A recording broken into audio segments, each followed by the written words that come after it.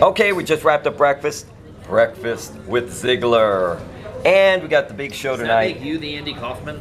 You know, I was thinking about that actually driving over because I really don't have much to think about. So I was thinking about that. I was like, now I think even though I'm old, you're a comedian, you're young, you should be Kaufman, but you're not asking really the questions. Yeah. So, I don't know. Maybe that's part of it. Is that Kaufman wants you to think that he's not asking the questions, but he really is. And that's always the genius of Andy Kaufman. And then Tony Clifton will come and sit down next to me. Oh, blow everybody's mind. No clue. No clue whatsoever. But we know. Yes. We know. That's all that matters. Did you ever see Breakfast with Blassie? I did a long actually, I didn't see all of it. When an Andy Kaufman special came out a long time ago, long time ago on Comedy Central, I saw it, and I saw a couple clips from Breakfast with Blassie. So I found half of it somewhere and saw it, but I did not see all of it. But I mean, after a few minutes, you get the gist of it. So. What do you think of the genius of Andy Kaufman?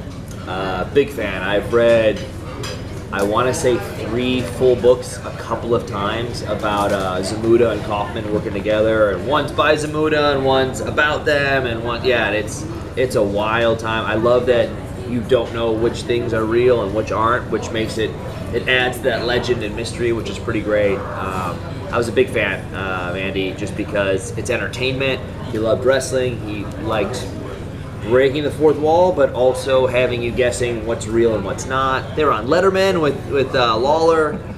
What a great thing. A Hollywood guy in a neck brace, pleading for his life, but also being a jerk the whole time. Like, how awesome is that? Like, it's very hard to find. Yeah, I was going to ask you about the Kaufman-Lawler bit. Oh man, it's so great, and it's so cool that I've known Lawler for years now, and I get. Back when Miz and I were friends, we would sit around with Lawler and we would ask him different questions about it, and it's like, what a great time. Lawler has its stories. I think Lawler's still wrestling, by the way, every weekend or something, which is amazing. But to have those stories and to live that in real life, it's a special moment as a fan and as a performer. You said when you and Miz were friends. Yeah. You still friends, though, right? We're friends. Is this like an Al Snow, Mick Foley type of relationship? No, it was. I'm harder on my friends than I am on anyone else. So just same thing with my family. So if they're not doing something well, I let them know, and I let everybody know that I'm telling them that they're not doing things great. So Miz he's doing great right now, and I just think he's very happy to be doing outside projects while not really caring as much about the wrestling matches, which is fine, but it's just, don't pretend that you care when you don't. It's a bummer, but it's fine. He's doing great. He does Miz and Misses. I get to be on the show all the time. It's a blast, and I hang out with his dad, which is, he is not playing a character. His dad is that guy, and one day George Mizana and myself will have a spinoff, and I'll be the straight man, which is crazy because he is a wild guy. Now we're here with the big show tonight, American Airlines Arena, Tuesday, July 23rd, SmackDown live, 8 p.m. It'll be on USA Network as well. Great matches, great talent, sports entertainment at its best. Dolph Ziggler doing the media scrum this morning. Awesome. We're talking Breakfast with Blassie, Breakfast with Ziggler.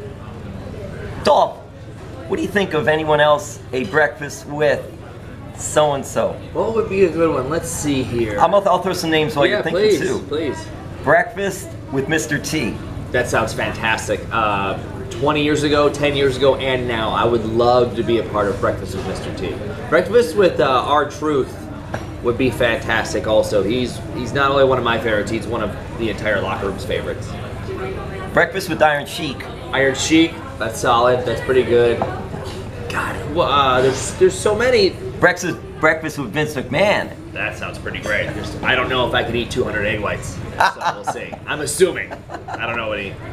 That would also assume that he goes to sleep to wake up to have breakfast. I think he's just a constantly fueling machine. It just keeps going. Yeah, we could just, like, he's running a marathon, I could step by and hand him a glass of water and he can drink it and keep going. Recently, and just the interesting thing about Dolph Ziggler as well is that he is a stand-up comic. You think sports entertainment is tough. Try going in front of a group of people, stand up right there all by yourself, and then just performing. You recently had 2 comedy shows in Appleton, Wisconsin, very close to Oshkosh. Very close. Their most famous son and probably biggest professional wrestler, sports entertainment from Oshkosh. Chris Farley. Chris Farley. Oh, Chris sorry. Farley. Wait, did Chris wrestle? No, you know what? I didn't know Chris was from Oshkosh, though. No, but there's a scene from Tommy Boy where they talk about selling in Oshkosh, but also I want to say he's Wisconsin, though. I'm pretty sure he's Wisconsin. Anyway. Oh, but he did the Drew Carey show. Yeah. That was Wisconsin. Cleveland. Right? Oh, it's Cleveland. That's your neck of the Cleveland woods. guy, Yeah, that's your neck of the woods. But yeah, it's Hornswoggle, and 2 comedy shows, and he opened we for did you. back-to-back nights in Appleton, which was very close to Oshkosh, and Hornswoggle, who's only done comedy a handful of times, went up and opened the show for us, did great. He did really awesome. He's a friend of mine. We're in a couple group chats at work and where we make fun of everybody else. But he went up, did a couple minutes, joined us for the Q&A, which was really fun, because Sarah, Tiana, and myself play off each other and roast each other the entire time, but to have Hornswoggle there in the middle was extra fun. So with our comedy shows, depending on which city we go, we always have surprise guests or somebody fun to join us. That makes it extra fun for everybody. And on Twitter, you had a lot of adjectives to describe him leading up to the show. He pointed that out. Hang on. Sultry, vivacious. Vivacious. There's 1 or 2 other ones, and I can't remember what they were. I remember vivacious. Vivacious. But he brought that up. He was in town recently. Yeah. Who else from the wrestling world, sports entertainment world, have you worked with or would you like to work with on a comedy show? Interesting. Comedy. One time, a couple years ago, I saw The Rock, and he said he had just randomly gone, I think, to the Improv in LA, and he goes, I was thinking about it, because I went up there and did a couple minutes, and it was the biggest rush, it was so fun, and I was like, oh, that's awesome. So, I mean, that'd be fun, really cool. Trying to think, I think I've done some stuff with Cena in the past. Miz, I'd like to get up on the stage just because I know how much better I am. It's nice to feel good sometimes, you know, but then like prove it in front of a crowd. Ohio's favorite son. Yeah. Dolph Ziggler. Yeah, exactly. Sorry, Miz. Miz is from Parma. He's not from Cleveland, like he claims. It's fine. It's no big deal. It's a couple minutes away. It's fine. Mick Foley. Mick Foley. I opened for Mick a couple years ago in Phoenix, and years and years ago on a SummerSlam. God, what was that? LA. I want maybe 7, 8 years ago, or maybe longer. Opened for him, having no experience and not knowing anything, and doing a couple of jokes, and it was a real rush. That was awesome. Briley Pierce. Briley Pierce. About time I work with somebody who has been riding my coattails for 30 years. A lot of people know him as someone who claims to be my younger brother. So he's weaseled his way onto some wrestling shows and comedy shows, dropping my name. But at some point, I feel like the authorities will catch up with him. All right, we're going to wrap this up. Thank you so much. Great. Breakfast with Ziggler. Who are some of your favorite comedians? There's a ton. I wish I need to start writing it down. Like growing up, I was a huge Rodney Dangerfield fan. I got into George Carlin. Yeah. I got no respect. I'm doing this show because he said that. I'm doing this. And I old Cheech and Chong records at my uncle's house. Bill Burr the last couple years, Nick Swartzen, I'm a big fan, but there's so many I'm a fan of that I could play. Brian Regan is one of my absolute favorites, and if you're not a hardcore fan, you might not know him, but he's done Letterman a bunch of times, and he's in Comedians in Cars getting coffee because he's probably really good with everybody else at his job. I'm trying to think, there's so many new young people. What else we got? You got any off the top of your head that you like? Well, wait, back in the day prior, Oh, of course, God, yeah, long time Jerry ago. Seinfeld. I like the little thought-provoking type of comedy. Seinfeld and Regan, I think, are very similar. George Wallace, who's a friend of WWE and Tribute to the Troops, so I got to meet him and go see a show a couple times. So he's a great guy. He's also a Seinfeld friend. But Regan and Seinfeld, it's so funny. They don't work blue. Those two guys. And you can tell the littlest things that a lot of people don't pick up on drive them insane, and you can see that. And with Regan especially, because he kind of gets all freaked out about some things, but the simplest things, just seeing, he has a bit where it says, he was on the road, and a truck passed him, it said, "Caution, show horses."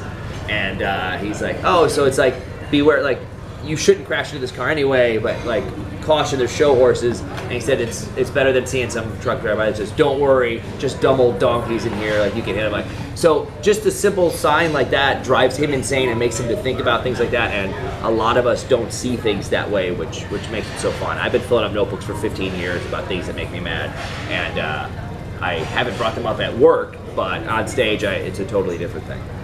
And that's great because obviously the anger resonates with the comedy, so people can relate to all those things. I hate everybody and everything. There you go. It's the best, but I hide it at work pretty well. And first show you did, what was that like? Do you remember where it was and going through that whole rigmarole? So the first time I ever did stand-up was in the back room of a coffee shop in Silver Lake, California, and someone I just met on Twitter telling jokes put me on this show and said, since you're untested, I know you from wrestling, and this guy booked me on the show. He goes, well, you're going to go up after Andy Kindler, because it's kind of a glorified open mic with a couple people trying sometime, but Andy Kindler's a comic who's been around for about 30, 40 years by now, so he's established, so they're all just going to try some things. So he said, you shouldn't be on the show, so you'll follow him. Well, okay, I get it.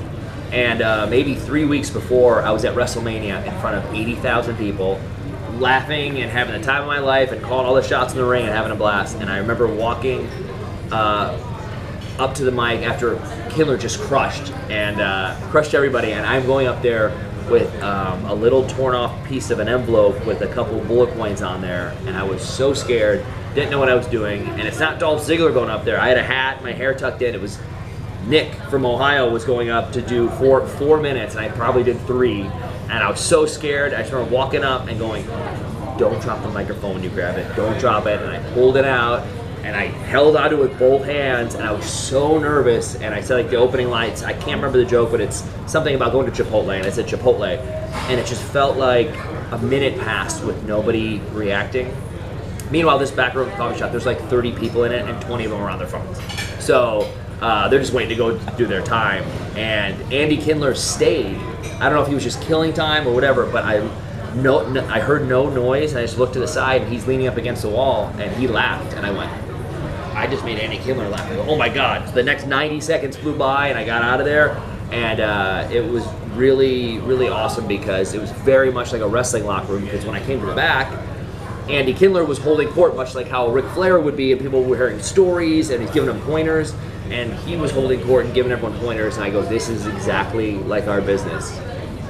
That's amazing. And from there, then you knew. Is that when you knew, like, hey, I can't keep doing this? I go, that was so scary. I messed this up. I forgot this punchline. I did this. I did my 4-minute set in 2.5 minutes. I go, I can't wait to do it again. That's just amazing. He's an outstanding, excellent WWE superstar and would we say, up-and-coming comedian, or studying comedian. I'm trying to do it right. So in about... Are you getting coached? Yeah, I get tons of help. Sarah Tiana helps me. I have a lot of comic friends in LA, New York that help me out with things and offer pointers and tags. But I say a couple hundred more reps, then I'll be an up-and-coming comedian. Well, there it is, Dolph Ziggler, multitasking. Maybe the next Mick Foley of multitasking. Who knows? He's done so much. He's really done a whole lot. He's always doing something. He's always busy. So we got the big show tonight, WWE SmackDown Live, American Airlines Arena in Miami. This is for all of South Florida. Travel, go to the show. It's always a good time. It'll be 8 o'clock on the USA Network. Always a good time. Spending some time. Breakfast with Ziggler. Love it. Thank you so much, Dolph. Patent pending. Thank you. Hey, well, actually, Dolph, before we go, any shows coming up? Any comedy shows coming up? Are you going to be heading to South Florida at all? We did Fort Myers a couple months ago, but we will come back to Florida at some point. But SummerSlam Eve in Toronto, there's a big Dolph Ziggler and Friends show, and there'll be a bunch of cameos and surprise guests from a bunch of my friends in WWE Superstars. Those are always fun. After NXT at the Rec Room on August 10th, I believe, the night before SummerSlam. And then August 14th be in Lexington, and we're going to probably announce 10 more shows in a couple weeks. Always busy. Thank you, Dolph.